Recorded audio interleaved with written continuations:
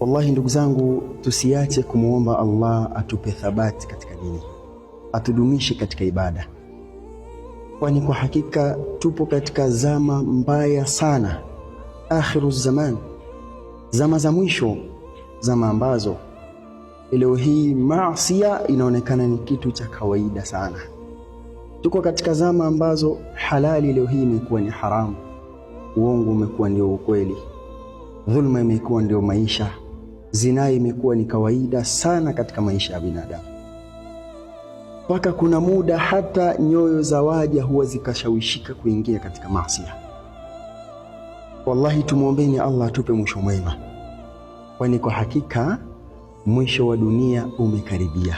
Iqtaraba linnasi hisabuhum, imeshakaribia tayari hisabu ya waja. Kiyama kiko karibu, hayakubaki kufika kiyama isipokuwa ni masiku machache mno. Tumuombeeni Allah tudumishe katika dini, atupe mwisho uliokuwa mwema, tufe aliyakuwa Allah subhanahu wa ta'ala ameturidhia, na maneno yetu ya mwisho kutamka tukiwa tunaondoka katika hii dunia iwe ni la ilaha illa Allah. Tupo katika zama mbaya sana ndugu zangu, tupo katika zama za hatari. Maisha yamekuwa ni ya dhulma kila kukicha. Viongozi wanawadhulumu wafanyakazi wao, wafanyakazi kwa viongozi wao, wake kwa waume zao, waume kwa wake zao, watoto kwa wazazi wao, wazazi kwa watoto wao. Ni dhulma kila kukicha, dhulma, dhulma.